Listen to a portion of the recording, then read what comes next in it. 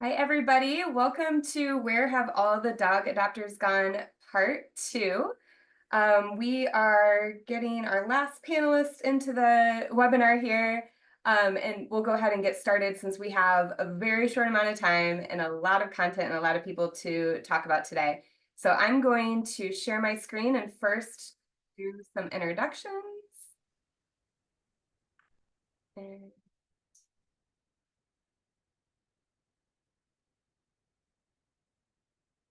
All right.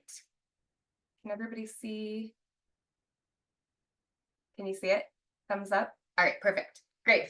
All right, so this is a follow-up to a presentation that April and I had given at Humane Society of United States Expo. Then we followed up with a webinar and promised a part 2. And as we started creating the part 2, there was all of this new information surrounding dog and cat adopters that we wanted to share. And we had a specific request for cat data, so we're going to go into some of that today. But to kick it off, we are, oh, why is it doing that? Okay, first I want to have everybody introduce themselves quickly. I'm Stephanie Filer, the Executive Director with Shelter Animals Count. I'm April Huntsman, the Senior Director of Animal Welfare at Adopt Pet. Hi, I'm Courtney Suthoff, and I lead shelter and animal welfare for Hills Pet Nutrition. Assistant Director of Implementation and Analysis with Human Animal Support Services. Hey everyone, I'm Lindsay Hamrick. I'm the Director of Shelter Outreach and Engagement for the Humane Society of the United States, joining this bandwagon last minute. So excited to be here. All right, thanks everybody. So we are going to get started with what's happening on the data side. Last time we shared some of this information, we only had data through April. So now we have data through June. And we've added some more cat data and we've expanded on some other ways to look at things. So we're going to go through this part quickly so we can kick it over to the other panelists. But I first wanted to set the stage on some of the data that we'll be sharing to explain the differences. So we talk a lot about if adoptions have gone up or down, or if intakes have gone up or down. And then we also talk about adoption rates and intake rates. And so I put together this visual so that you can see what we mean when we're talking about the two different things. So in this example, if we have 10 dog adoptions last year and we have 7 dog adoptions this year, that's a 30% decrease in dogs that were adopted.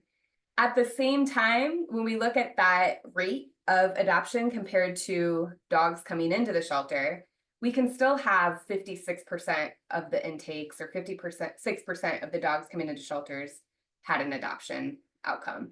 And so if you really look at it as on the left, this is the change of number of animals. And then on the right, it really accounts for the fluctuation of animals changing, and it allows us to compare apples to apples. So when we talk about intakes being up, but still not as high as 2019, that's where we can then look at the rate and see, even as the number of animals coming in changes, we still have this consistency with the rate. So when we look at what's happening for cat and dog adoptions through June, we have 2.2 million cats and dogs have been adopted in the first half of this year. If you look at the dark blue line, that is this year. That orange dotted line is based on the model forecast of where we anticipate to be with adoptions by end of year, if nothing else changes. And then you can see we did a baseline for 2019, but we skipped 20 and 21 and just went back to last year for our comparisons to keep it a little cleaner.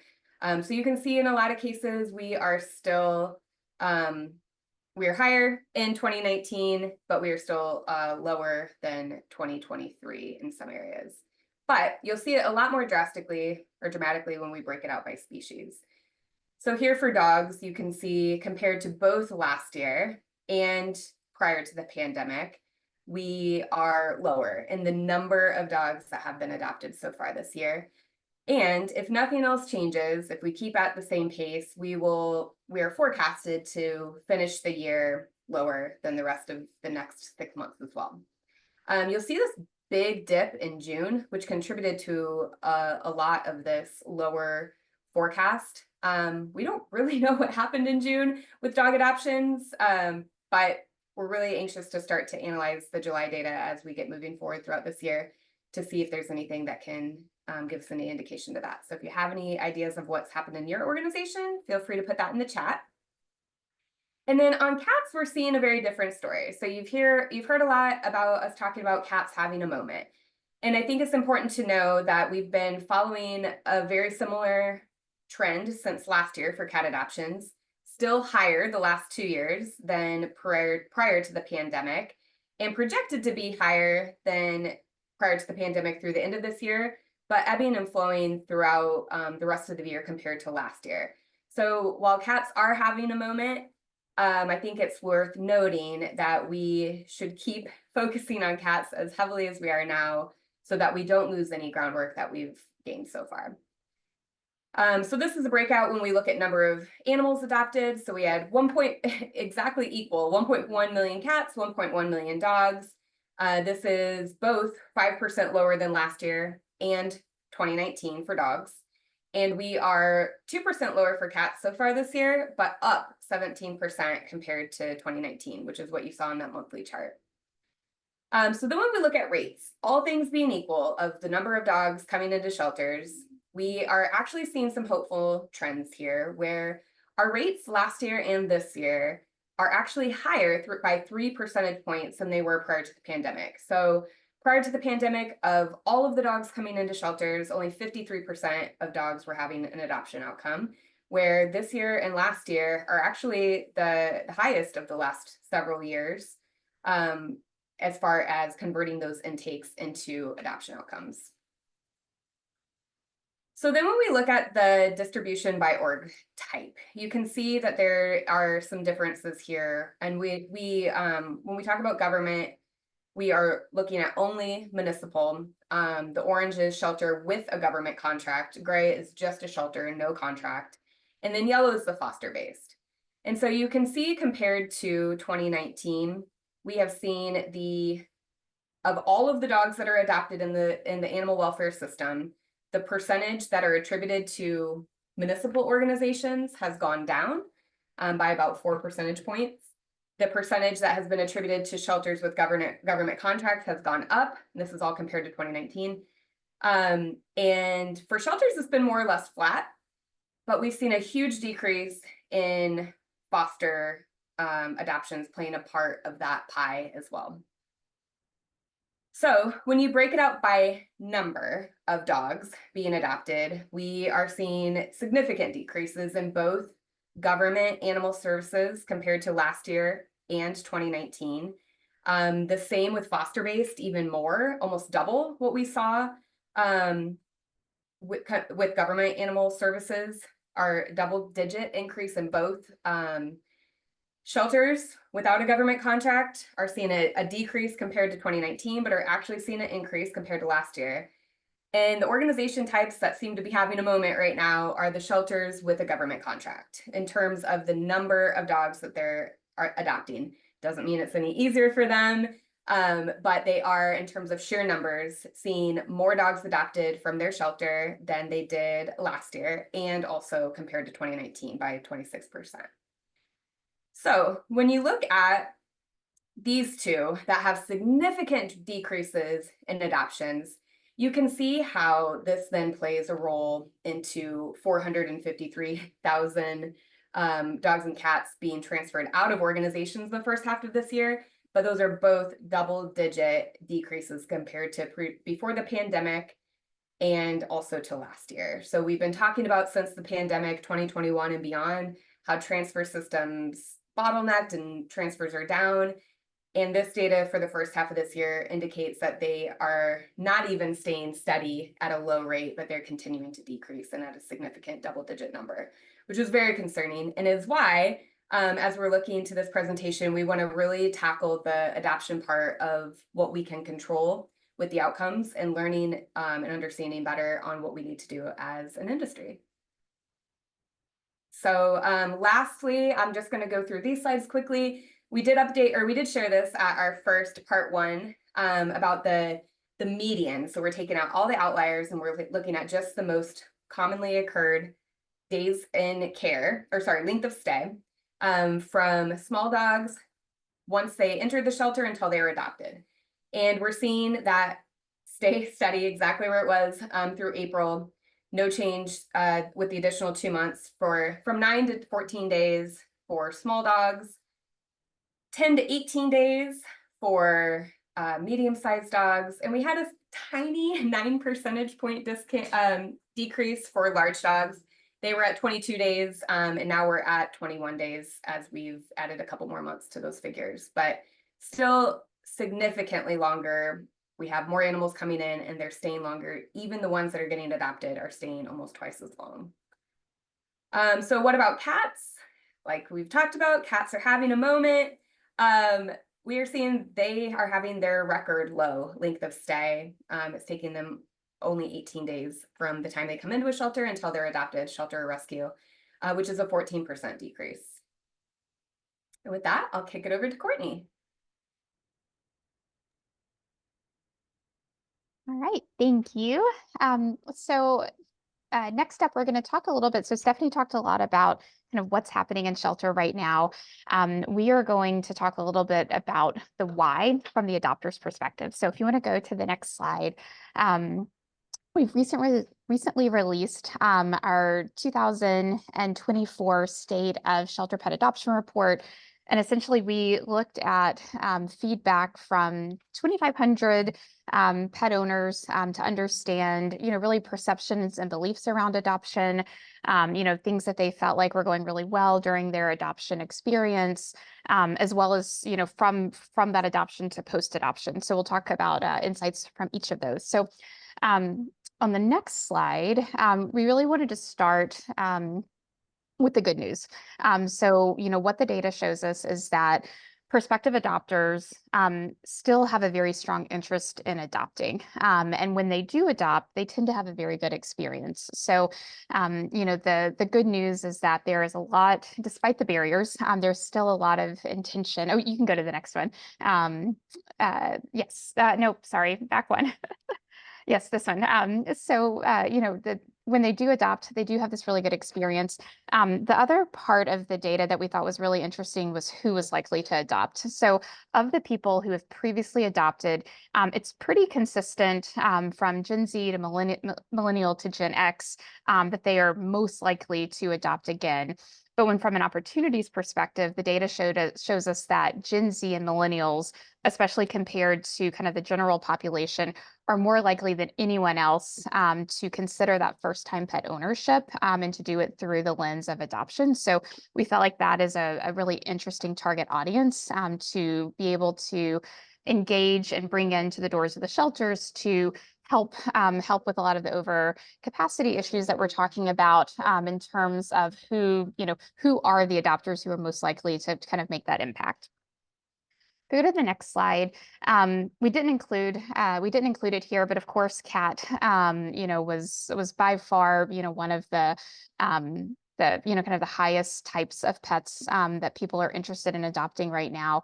But what we did think was really interesting was the breakdown of pet species and age demographic and who is most likely to adopt what. So you'll see here, Gen Z is actually most likely to adopt large dogs. So we thought that was very promising in terms of who's going to lean in and be the superheroes for these types of pets. And then, we continue to see obviously medium-sized dog being very popular. And then of course, cat, leaning perhaps a little bit younger, skewing similar to large dogs as well, in terms of pet preference and what they're looking for when they're going in to pick that pet. I'm going to go to the next slide. But then, with all the great opportunities, there's obviously still barriers. And so we looked at this kind of from a macro perspective. And no surprise, cost is the number one reason, the number one barrier to people taking that next step to adoption. And then of the types of cost of veterinary care, was that 84% of our respondents said that vet care was the most expensive part in owning a pet. And where that really becomes interesting is how that then parlays into impact based on income level. So we learned that for respondents who made less than $75,000, they were statistically more likely to say that the cost of pet ownership exceeded their expectations and made it impossible for them to be able to adopt.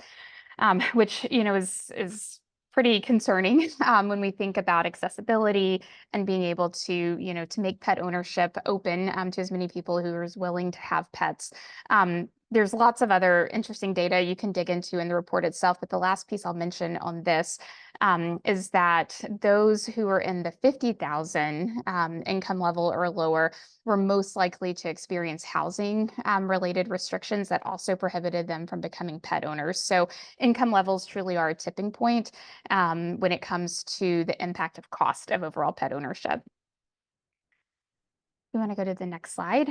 So outside of cost, so if you kind of move past the impact of income, there are several other areas that respondents told us, were still areas of concern for them in terms of why they may or may not choose adoption from a shelter or rescue.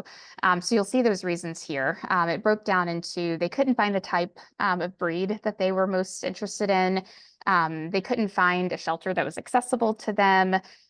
Or they were worried that the pets that they may adopt would have behavioral issues or perhaps would have health issues. So nothing I think that we wouldn't expect to see here, but are all opportunities in terms of awareness. I think the overall theme we saw throughout our report was that there were a lot of misperceptions that prospective adopters are carrying with them, whether it's the type of pet they can find within a shelter, the type of experience they may have, or the type of support and resources. So overall awareness is a key theme that we saw as an opportunity as we go forward. On the next slide, the other big area, of course, we talk about vet care. It's not just the cost of care, it's also access to care. So you'll see kind of tipping points in terms of income level here, where the cost of veterinary care impacts about 63% of the total population's ability or decision to adopt, and it becomes even greater for those who make less than that income level. We also saw a lot of really interesting data in terms of when a person would decide to or not to adopt based on how close they are to a vet clinic or their ability to have transportation to get that pet to and from the vet clinic. And then the last piece, was about half of people said, the availability of preventative care, urgent care, if they couldn't get it and they made less than 100,000, were also not able or not planning to adopt because of those factors. We want to go to the next slide. Kind of new topic, but when we were thinking about other potential pathways to helping get pets out of the shelter environment, fostering obviously is a really key piece to this. And what we saw from our data is that the majority of people are really interested in fostering. They, think that it's a good thing. They, might be willing to do it. But we found that less than half of people actually knew how to do it or how to get started. So whether that was they didn't know, do you approach your shelter about it? Is there a formal application? How do I even find one of these, abilities to foster? So that was kind of a number one for us in terms of awareness. Number two, we also learned that overall awareness of these programs seems to be slightly declining year over year. So this is the second year of our study. It's only a 2-point decrease, but we did feel like it was notable that when we're trying to raise awareness and get people to come in and volunteer and consider fostering, there seems to be a big opportunity in terms of raising greater awareness. And then not only raising awareness, but also clarifying some of the misperceptions. So outside of the people who said that they may or may not adopt because they were afraid they might fall in love with that pet and just aren't able to have a full-time pet right now, one of the things we thought was most interesting from the data was about 64% of prospective fosters thought that if the cost of the care of that pet, whether that's pet food or vet care or otherwise, was covered, then they'd be more likely to adopt. And we felt like obviously it's not true for every type of organization, but so many organizations, when they are sending that pet home to be fostered, are providing food, are providing supplies. And so that is another opportunity in terms of education. So people are more likely to consider fostering, knowing that a lot of that is more all-inclusive and makes it easier for them to be able to say yes. go to the next slide. So quickly, we'll quickly just dive into post-adoption. We could do an entire, I think, an entire conversation about this. But we saw a couple of things that were really interesting. One, the role of the shelter, and especially those adoption counselors, role that they're playing in the overall adoption success. So the people in our study responded that they felt like the majority, 78% of them, thought that the shelter team set realistic expectations about what they would experience when they took that pet home. So everybody's high-fiving when they leave, but they also were very good about teaching them or talking to them about the things that they may encounter. So that's a green, that's a positive, that they're setting the right expectations. But then where we saw kind of feedback in kind of this, multiple action point scale on the right side, was that it wasn't just one thing that a pet owner was looking for. They were looking for multiple, multiple pieces of expectation setting, and the greater, like the more encompassing that conversation was with that pet owner, and the more they set expectations about behavior, about what to expect, about how to navigate some of those, the more confident they were in that decision to adopt. And you'll see that the kind of this three-prong action, when all three of those considerations were discussed and pet owners understood those, they were that much more likely to be confident in that decision and to keep that pet. Then on I believe the last slide, the other piece that we thought was really interesting was, of course, there are going to be situations where people experience that post-adoption regret. They get the puppy home and it's just a lot more work, or, it's just more than they had anticipated. But with that, what we learned is, from the pet owner's perspective, when they knew that services were offered by a shelter, it really did improve the outcome of keeping those people and those pets together. So just a couple of the other kind of key pieces that we learned. About 50% of people, stated that behavior issues continued to be really the number one reason that they were most anxious after adoption. So kind of behavior continues to be a topic that we see. 2 out of 3 people who responded said that, if an intervention would have been offered, that would have prevented the surrender of that pet. The next graph here you'll see is just kind of a breakdown of what people are looking for. They're interested, of course, in vet services, since we know that's the kind of the largest price point that a lot of people are going to experience, but followed very quickly by behavioral training, as well as access to food pantries and some of these other things that, again, if a pet owner knew that these things were available, as many are offered, it really does improve that outcome. And the last thing I will end on is offering post-adoption support is a powerful tool to reducing owner surrender. 94% of people said that when they were offered that support, they ended up keeping that pet. So that's the outcome, of course, everybody's looking for. So just want to reiterate the importance of using this data to kind of help improve outcomes overall.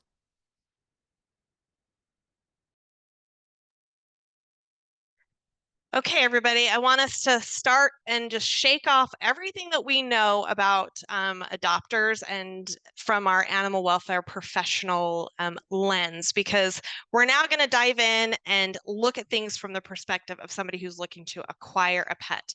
This is where Adopt a Pet tends to know what's going on, because we have so many people coming to our site.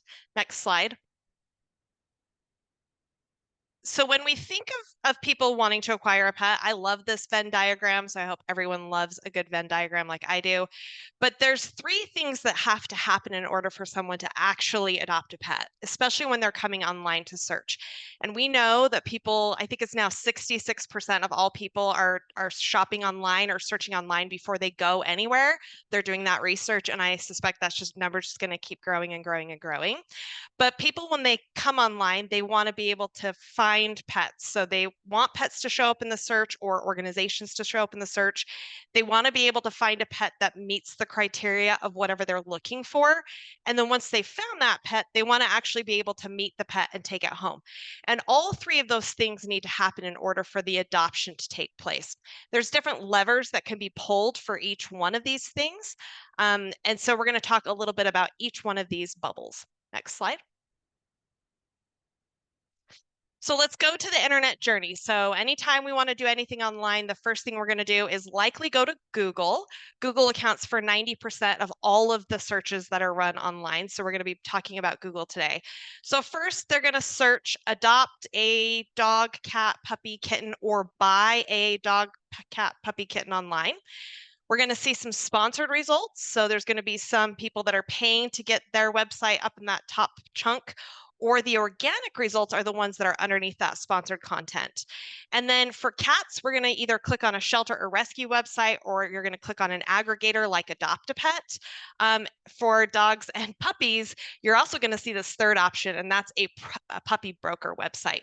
Now, it's really important. I'm this person who's interested in adopting. If your website doesn't show up, in the top 5 to 10 listings, you're probably not going to get my click. So 67% of all the clicks that happen on that first search results page are in the first 5 results. Next slide. So I had to throw 4 charts in here. I know it's a lot, but I just wanted to show what's actually going on. In previous webinars, I've talked a lot about what's been going on since 2019, but I actually wanted to go all the way back to practically the beginning of the internet, which is 2004 is when Google started tracking all of the search phrases that are happening online.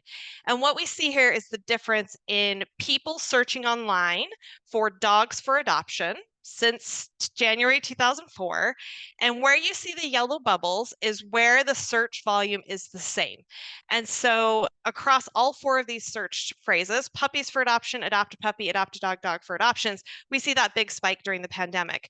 But what is a little bit I guess wearisome is that when you look at those yellow bubbles on each one of these, like dogs for adoption, we're at the same volume of search for dogs for adoption as we were back in 2017, 2018. Puppies for adoption, I think we're all okay with. People are searching now, and it's similar to the search volume that we saw back in 2006.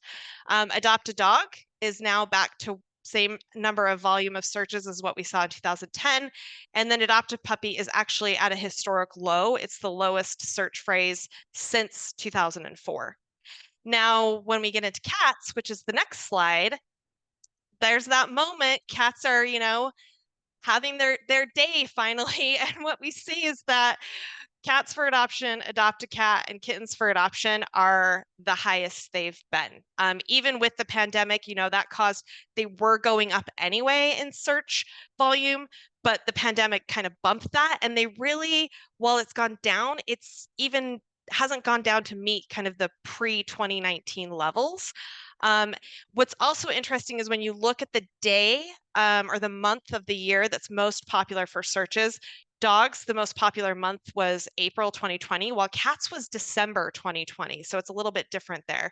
And then for kittens, adopt a kitten's always been kind of high in comparison to the other ones, but we're seeing it's back leveled out to the 2019 levels. Next slide. So I just wanted to throw one quick slide on here talking about for sale. For sale is searched a lot, specifically puppies for sale, followed by dogs for sale, and then less so on cats and kittens for sale. So what we're seeing though on dogs for sale and puppies for sale, one, dogs for sale is actually lower than it's ever been, which is great because that means people are looking to purchase a dog. However, we know that for sale and for adoption doesn't necessarily, they're not mutually exclusive for the public. And then when we look at puppies for sale, same thing we saw with puppies for adoption, it's like at an all-time low. We're seeing that puppies for sale is now, has the same volume it did back in 2004. So it went up and then it's come way back down. Next slide. Let's see. There we go. Oh, one more. So as the adopter, I started clicking into the different websites that I was getting in my results when I said adopt a dog. So what I actually did is I went on to Adopt a Pet and looked at the organizations that have the 15 shelters that have the most pets on Adopt a Pet. And I went into every single one of their websites and did an audit on behalf of the adopter. So from the perspective of the adopter. So when I come to these websites, so these are shelters, the homepage priorities range. We have 6 that it's just an information center. It's lost pets, licensing, adoptable pets, how to foster, how to volunteer, how to donate, just kind of this information center. And then we have some that it's adopt and foster, or adopt or donate. Some are carousel that's kind of running through. Some have pop-ups. So 5 of the 15 had a pop-up. So while I'm on the website, I get a pop-up. 4 were related to fundraising. 1 was a newsletter. Then the menu depth of where I can actually find a pet available for adoption. 9 of them had a secondary menu. So I went to the main website, I clicked on a menu, and I was able to get into pets that were available for adoption. However, 6, I had to click into a menu and then another menu. So it was the third page that I was getting into to actually see pets available for adoption. Once I get to that page to see the pets that are available for adoption, and hopefully I got there, is there scrolling required? So the fold is that line that is basically shows you what's on the screen, and below the fold is I had to scroll. We know people are less likely to click on content if they have to scroll, especially on their mobile phones. So what the great news here is 9 were above the fold, so I could already start seeing pets available for adoption, while 6 were below the fold. And then with shelters, they tend to be open for people to actually come in and see pets. So I also did an analysis of the hours of operation, and we can see, 8 are open past 7, one's even at 8 p.m., but we do have some that close as early as 4. And then 14 were open on weekends. Now, one interesting thing to call out is in doing all of these website searches, I actually had to use AI or Google Maps to track down the hours of operations for 2 of these websites. I couldn't locate it anywhere on the website at all. I dug and dug and dug, and then I just went to Gemini or Google Maps to try to figure out when they were actually open. Next slide. So I went ahead and did this on rescues as well, because rescues, we think of those as having pets in foster homes. So they have a different kind of website necessity. Also, they may not have hours of operation. So homepage priorities are similar. However, we see more donate. There was definitely a wish list option here. We saw the same kind of pop-ups. I do want to call out, if Amazing Dogs Rescue is actually on this call, it's one of the best websites I've seen. Front and center, they have their pet search. So you could tell what's really a priority to that organization, because right when you land on their page, you're actually getting the search functionality to actually look for a pet that's available for adoption. The menu depth you can see here, most were in the secondary, 1 was all the way, 2 were into the third, and then 1 had a broken menu option. So I couldn't even click into pets available for adoption because every time I clicked it, it just wouldn't go anywhere. I could only get to the application. And then 9 were above the fold with content, 5 were below the fold, and then we have that 1 that had that broken menu option. And I think what's interesting here when you start looking at shelter versus rescue organizations is I think it's just about shelters usually have a place people can go, whereas rescue organizations are likely relying on their website or social media as well to get people to come reach out to them and want to actually set up appointments to view their pets or meet with fosters. Next slide. So remember, there was that chunk of people that maybe I don't land on the shelter or rescue, or maybe I don't land on Adopt a Pet. This is actually an audit of those puppy broker sites. So a couple of things worth noting here. We have PawRaid, PuppySpot, Puppies.com, and Good Dog. They all have the search right there front and center on the homepage. They all have their contact info and hours anchored on the pages, so they're always there. They usually have extended contact hours if they have a phone number you can call. They definitely design mobile first. So 65% of people on the internet start on their mobile phone first. And so, these websites, they've got money in their pockets. And so they've done all the research for us. We know at Adopt a Pet, we design mobile first as well. And so this is what it looks like on mobile. It works on mobile. It looks great. Whereas with the shelter and rescue websites, they all looked great on desktop. But when I actually put them into a mobile format, things started getting really wonky, and maybe things were requiring a lot of scrolling, or I couldn't figure out where things were. And then another really important thing here for all of the pets that are listed on these puppy broker sites is that every pet profile is 100% complete. It has all of the information they could possibly have. So yeah, they put all the money behind it. That's why they require all of these things of the people who are the breeders that are listing, or whoever is listing on these sites. Next slide. So I know we saw some whoa, dog interest is kind of going down and what's going on with cats. There's still a lot of interest, though. I don't want anyone to get discouraged that there aren't people who are trying to bring pets home today. So these are numbers from Adopt a Pet just on August 20th. So just in a 24-hour period. Our dog profiles, we had 166,000 dogs available for adoption on our site, which is a lot. But there were 200,000 searches run just that day in one 24-hour period. 200,000 searches run for dogs. And the 166,000 dogs on our site, 560,000 dog profiles viewed in a 24-hour period. So there are a lot of people who are still trying to adopt pets. So I don't think we should get discouraged at all. I think we should, celebrate that people still want to bring a pet into their home. And when we look at cats, we see we had 86,000 cat profiles on our site. There were 57,000 cat searches run. There were still 161,000 profile views of those cats that were on our site in that 24-hour period. So these numbers start to, when you're doing the math, it may seem like, well, wow, there were only 560,000 views of those 166,000 pets. But those pets stay on our site for a little bit of time. So if you start, adding 560,000 views every single day for those dogs and 161,000 views every single day for those cats, it's a lot of views that are going on those pets. And in fact, if we go to the next slide, pets get a lot of views. They can for sure. So here's some examples of two pets. This is a dog named Girly. In the past 30 days, she's had 13,000 views on her actual clicks on her profile to read about her. And this cat Floor, in the past 30 days has had 26,000 views on her profile. Now she has a great profile. She has photos, she has a video. If you were to read her information, there's a lot of stuff going on there that you can learn a lot about her. And I just wanted to call out Humane Society of Sheboygan County because what they've chosen to do on their site is to not house their adoptable pets and try to build out pages and do all of that. They're just redirecting to their landing page that Adopt a Pet gives them access to. And so we're able to see that shelter had almost 12,000 hits on that page in the past 30 days. So if you don't want to have to build out your website, your software provider may offer you some kind of iframe or API design. Adopt Pet does this as well.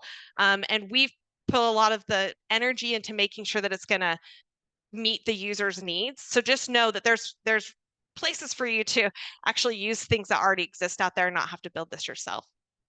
Next slide. So when I talk about complete profiles, we were talking about that on the puppy site. I also want to talk about Floor and Girly. There's a reason that those two pets are getting a lot of views, and it's because they have a very complete profile. So what actually makes up a complete profile? And where should you be thinking about adding more information? So the most important thing you can do is actually have an initial photo. People can come to our site and sign up for a new pet alert that basically emails them when a pet's added to our site that matches what they're looking for. We send 30 million emails every single month out to people who are looking to acquire a new pet. And you need to make sure they have a photo. If they don't have a photo, they get this icon of a dog or a cat and nobody's going to click on it. So that is the number one thing you need to be doing is making sure they have a high quality photo. Health status is also very important. And we saw this in Courtney's data. I think we're going to see it kind of throughout. There's a very good reason people are asking about health status. This is not healthy, unhealthy, treatable, untreatable. They want to know cost of care. So you need to be specific if they have a health issue and estimate cost of care. This is really going to help that person understand what this is going to do to their budget because the adoption fee is just the beginning of the expenses that you incur when you own a pet.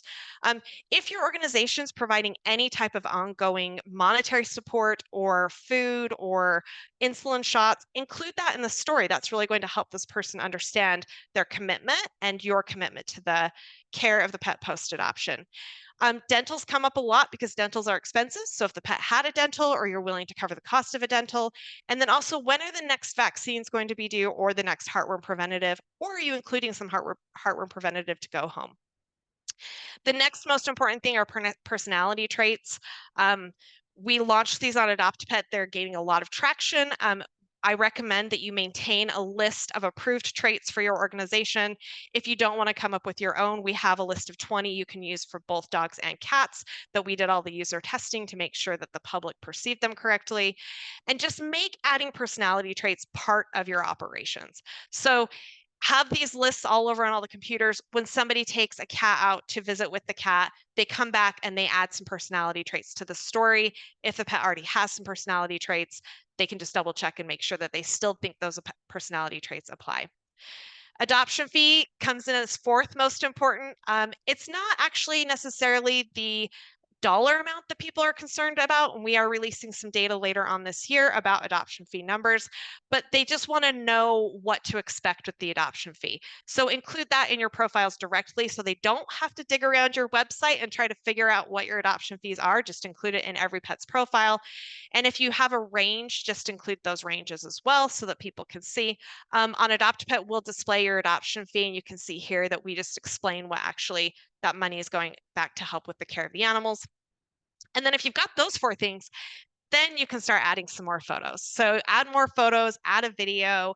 And if you're going to add a video, we all have very short attention spans thanks to social media. So keep it 15 to 30 seconds, keep it really positive, and just talk about what this person can expect when they bring this pet home. Next slide. And then the final piece of this puzzle, they found a pet, the profile's great, they've clicked on it, is now how do I actually adopt this pet? And this is like that process information. So we actually, every time somebody inquires about a pet on our site, we follow up with them and say, did you adopt this pet? And what the response we get back when they say no is that 13% actually didn't even know where to go to adopt the pet. So clarity around the adoption process, where they can go to meet the pet, do they need to wait to hear back from you, is very, very important. And then 38% just never heard back at all. And so they moved on to a different pet. Hopefully they moved on to adoption. But it's really important that you're putting in your adoption process on your website, how people can meet your pets if they need to physically come in, your hours of operation if you have those.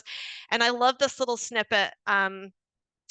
Is todaymydayrescue.org they put in, because they're actually saying, please contact us and we're going to actually reach out to you within 48 hours. Adopters just really want to know what they to expect as far as the response time. If it's going to be 5 days, just tell them it's going to be 5 days. They just want to know how long before they're going to hear back from you, before they just want to move on to actually looking for another pet, and hopefully it's an adoption. And with that, there's so much more to unpack here once you actually get them into your facility.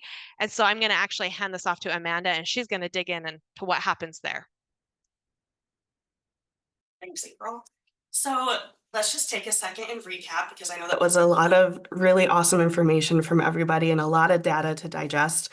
So Stephanie gave us a great baseline for what's going on in the industry. Courtney gave us a lot of amazing data about the experience for fosters and adopters, and April talked a lot about how we can get more of those adopters into our organizations to adopt. And I'm going to talk about what is happening with those that don't adopt. So when people are coming in to our facilities wanting to adopt a pet and don't, why that's happening. Next slide. So this is actually just to set a little bit more of a stage and go off of what April said. This is a slide that actually came to my attention from Heidi Marston at PetSmart Charities, who was a collaborator in this project that we did. So this is a real adoption or puppy selling website online. You can go on in 15 minutes. You can have a puppy picked up with concierge customer service, with a full delivery package, have it shipped to your door the next day. It's fully online, it's fast and convenient. And this is what is out there. So I just like to put that out there as kind of a comparison. Next slide. This has a lot of automation, so you'll have to go through them. So in contrast, when somebody comes into shelters, sometimes we say that there's required visit from every human and animal family member in the home. If you live in a mobile home or a farm, we can't adopt you. Next one. We don't adopt to students. You must have no history of ordinance violations, losing, giving away, selling, or having animals injured or killed by moving vehicles. So if your pet escaped in the past and got hit by a car, we won't adopt you. It's also going to be a $350 adoption fee that has to be in cash only, and you must be 21 years or older, but under 65 with a valid photo ID. These are real barriers that are out there. We also might say the shelter is only open for adoption Tuesday through Thursday, 11 a.m. to 3 p.m., super convenient times. Oh, and we're located 30 miles off the interstate. Follow the signs for the jail. It's the first left, right next to the recycling center. And when you show up, we're also short-staffed, so please look around. We have hundreds of adoptable dogs and cats, and if you found what you want, that's great. Just give us 2 to 3 weeks for vaccines and spay and neuter, and they're all yours. So this is a huge difference, right, between the concierge service that is out there from organizations that are selling puppies to kind of like the barriers that we've put up with probably the best of intentions in mind, but we're really, compared to what we're up against, we're making it really difficult for people. So all of this led to a study that we did called Competitive Pet Placement Project with PetSmart Charities, and we did this pilot study at these 5 organizations listed. They're in different states, different organization types, admission types, big range in their size of animals that they're supporting. And we wanted to go into these organizations and say, okay, we know adoptions are down. We know that people want to adopt, right, from like Courtney's data.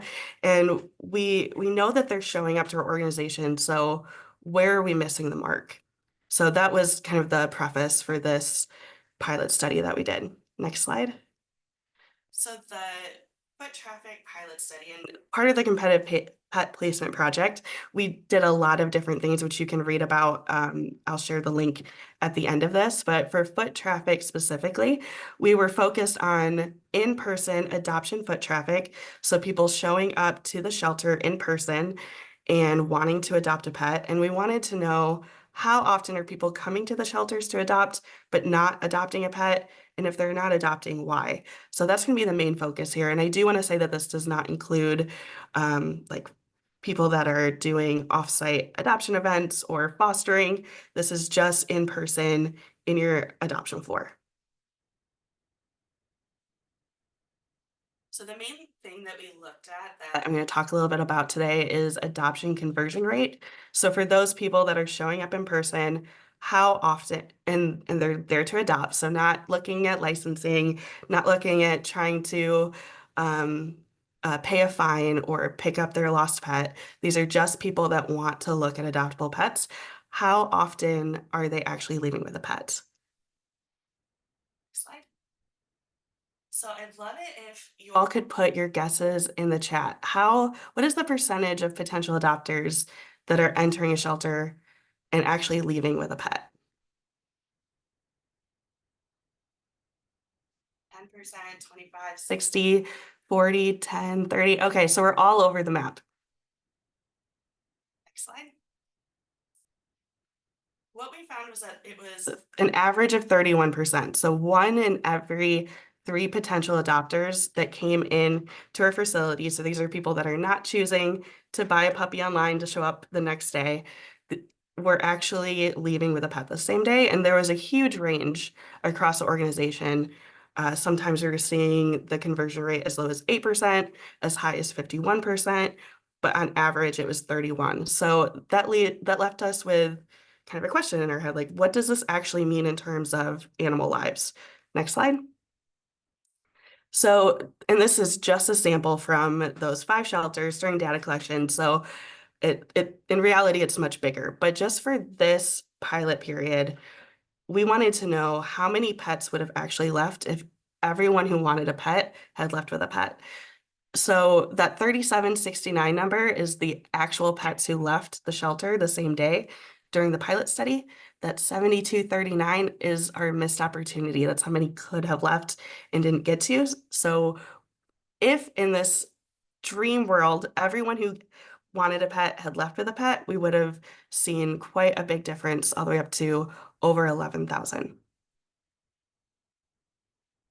So then to the next question. Okay, so 1 in every 3 people is leaving with a pet, 2 people aren't. What do you think the top reason that people aren't leaving with a pet is?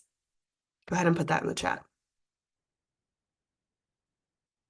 not a good match, not enough staff, behavior, availability. Those are great guesses, and we saw a lot of those. Next. So these were the top 7 reasons that staff reported that people were not leaving with a pet. And I'm going to go through just the top 3 of these. If you want more information on these, we have a full report that goes in depth on each one of these reasons, but we'll talk about the top 3 today and some of the ways that you can overcome these.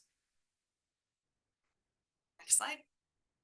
So number 1, the pet isn't ready to leave. So this is, and I know that some of you guessed that in the chat, that's right on. So this is your holds, they're pets that are maybe like staying still in their stray period, stuck in our system on like a medical or behavioral hold, or for any other reason, just are not ready to leave the shelter. And so I'm going to talk about some action items in the next couple slides if these are barriers that you're seeing at your shelter, but they're by no means all encompassing. There's a lot of ways to overcome these, but just some examples taken. So for this one, we say assess your holds. Can these pets be placed in foster to adopt and kind of a sleepover? Can they go home with an interested adopter today?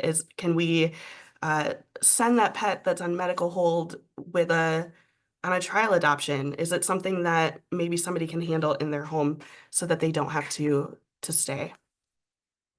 Next one.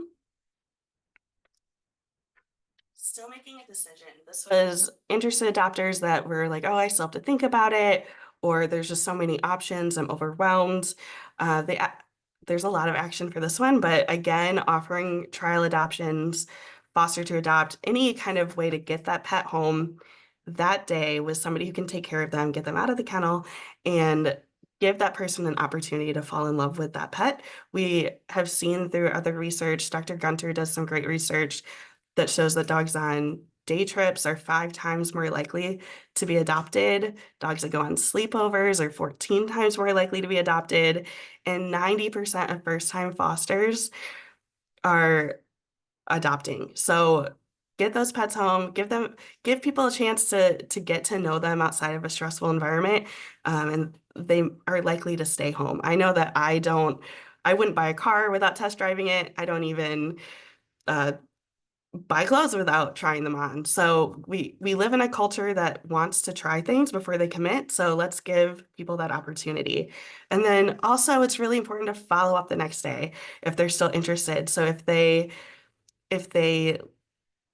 decided that they didn't want to take a pet on that sleepover or a trial adoption, follow up with them the next day after they've had a chance to think about it and say, okay, like what do we have in care that would be a good match for you? Let me whittle down these options. All right, next one. And then number 3 was they didn't have what I wanted. I came in for a specific species, breed, size, age. I'm sure all of us have seen that. Congratulations if that is you, because you've just created your adopter on deck list, meaning you have a running list of people that are looking for something specific. And as soon as that pet comes in, you can call them up and have that pet leave immediately so that they're not waiting for the next one to come in. This is also a great opportunity to refer them to rehoming sites like Adopt a Pet, so that they can find a pet that needs a home instead of seeking out buying a pet. And I think most importantly, ask more questions.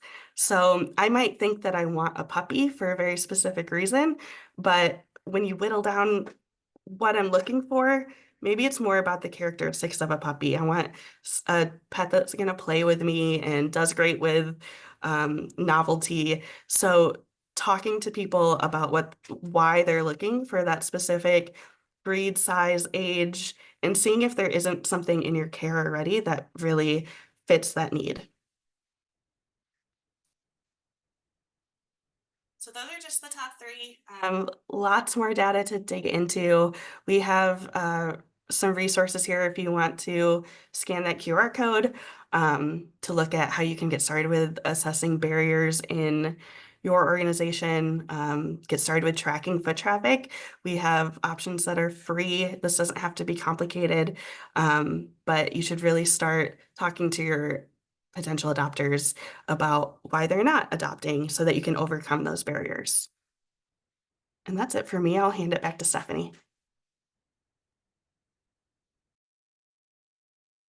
All right, this is actually for all of us, so everybody feel free to join back on camera before we kick it over to Lindsay. So one of the key takeaways from the FACT data is we are experiencing a double-digit decrease in dog adoptions at muni shelters and foster-based orgs, which is primarily contributing to these population increases as dogs of all sizes wait up to twice as long to get adopted, which then has a ripple effect in the transfer system, which is why even if you're not one of these two orgs, you're feeling full in a lot of cases. Courtney? Yeah, I think on our side, the good news is that there is this intent to adopt. People want to, especially Gen Z and millennials. So it's a big opportunity. But there's lots of barriers, as we've all just talked about, both ones that are harder to overcome, like economics, and then really the awareness one, I think, is one of the easiest ones we can tackle in terms of programs that are available, types of pets are available, breaking down those barriers, just to create better outcomes for the pets in everyone's care. Yeah, and my big takeaway is do a website audit.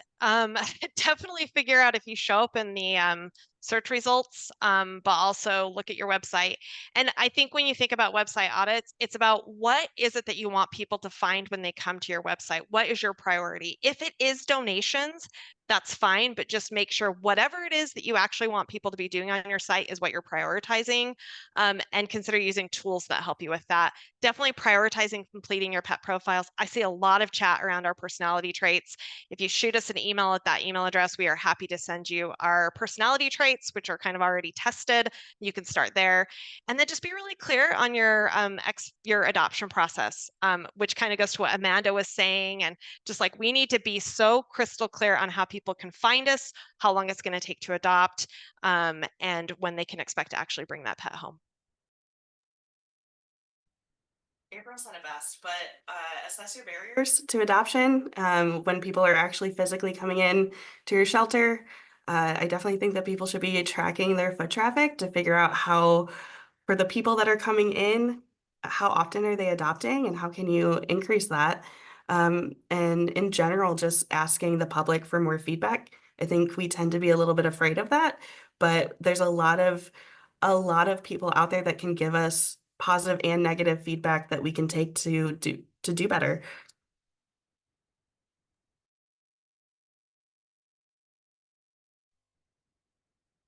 Yeah, and on our end, as far as removing adoption barriers, getting training for your staff, folks might be familiar with the Humane Society's Adopters Welcome program that has been around about 10 years. We have consistently updated our manual, which I'll share in the chat in a minute.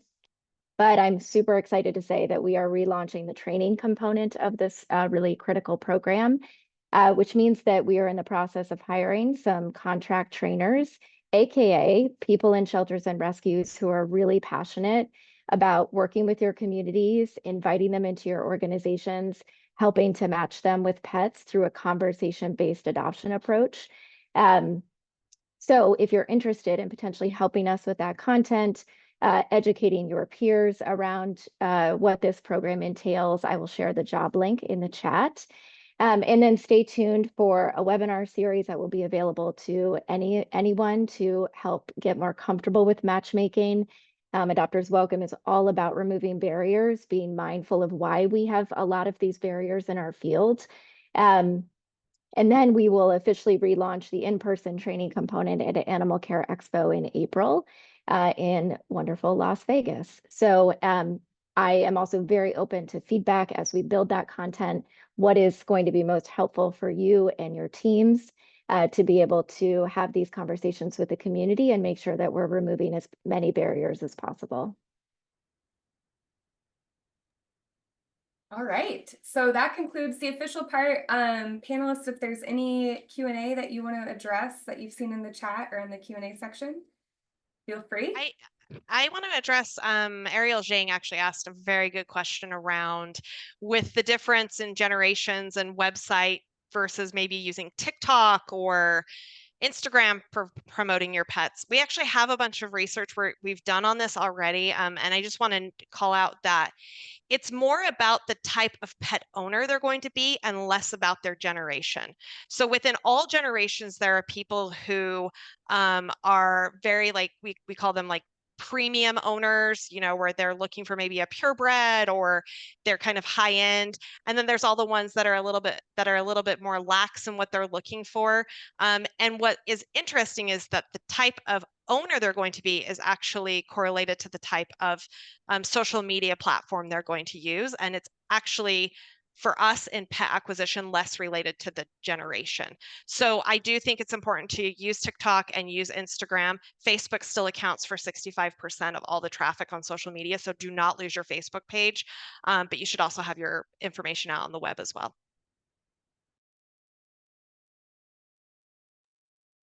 I do see a question. We are going to be sending recordings, and we're going to have a recap actually page that we'll be sending out to participants that will have links to all the resources that we've shared, links to some of the information on the slides, and some of the audio clips as well.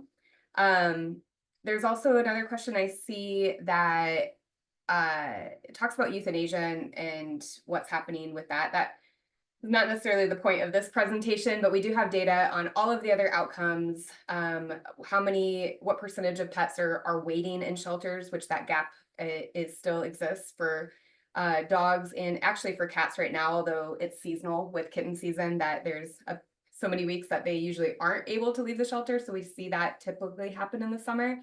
So I encourage you to go to our website and check out all of that. And otherwise, anybody else see any other questions that we need to cover before we conclude?